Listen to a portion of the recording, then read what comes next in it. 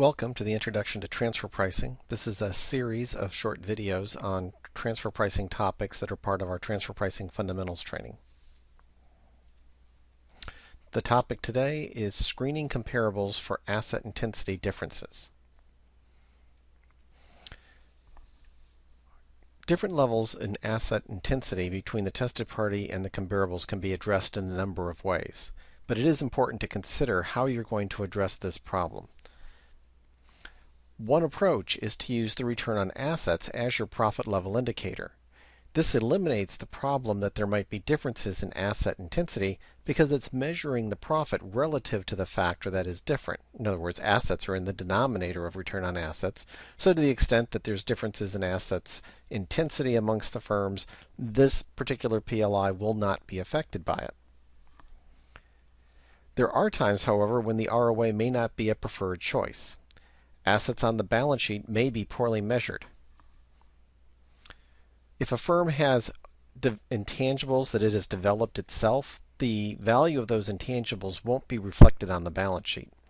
If there are assets that have been severely depreciated, there might be a lot of difference between the market value of those assets and the book value of those assets, then those differences between market and book values of assets, which could also be driven by the intangibles, will distort the measurement of a return on assets. If the comparable firms have differences in these accounting issues relative to the tested party, this may introduce variation in the ROA, which would make it a less than preferred choice for the profit level indicator.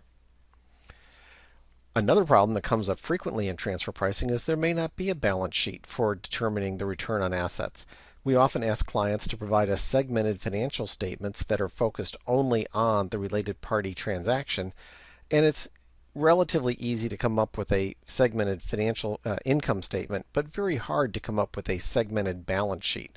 And therefore, often we have to work from an analysis based upon the income statement alone, and that means an analysis using the return on assets isn't possible.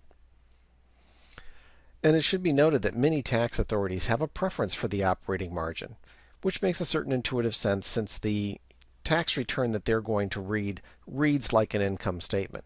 Here are our sales, here are our deductible expenses, here is our profit at the before tax and then the tax assessment on it. And it doesn't really focus towards the balance sheet of the company much at all. If you anticipate using the operating margin, the net cost plus markup, or the Berry ratio, screening on the sales to asset ratio is recommended. Or one can consider adjusting the comparables for differences in asset intensity. That's also another thing that could be considered. That's probably best to show this in an example. So imagine in this case that we have 6 firms A, B, C, D, E, and F. If we look at these 6 firms, let's suppose that our tested party happens to be firm F, and the firms A, B, C, D, and E are the comparables that we've selected.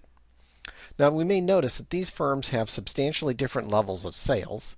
However, they all have the exact same amount of operating profit.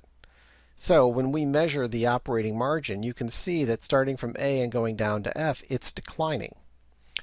If you're doing your analysis from an operating margin basis, you could draw a false conclusion by looking at it, because you'll think if F is my tested party, it's below the range of all the other observed firms.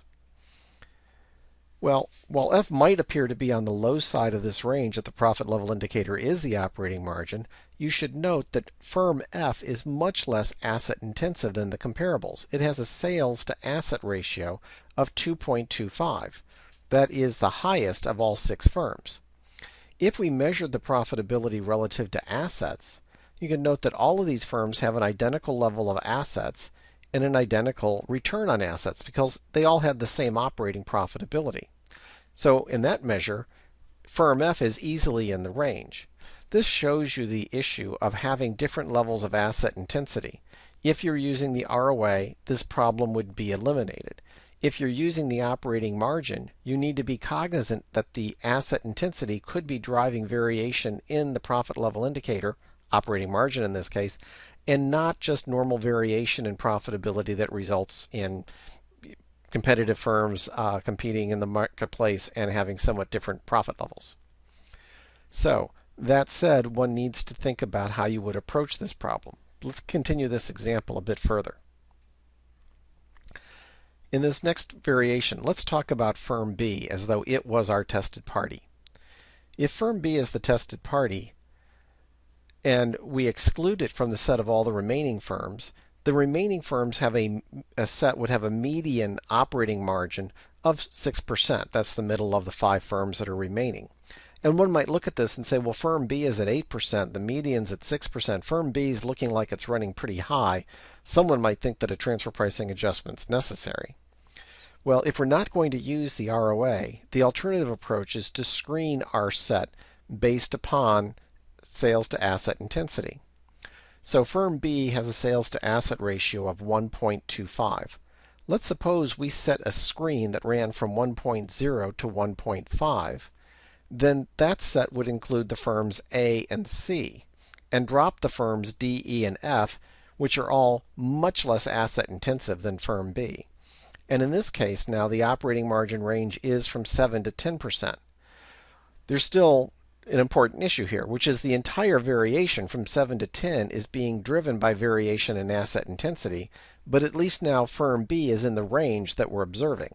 And that may be important to us if we have to use the operating margin for some reason, and we do know that there's variation in the sales to asset ratios. Let's at least minimize it to the extent possible.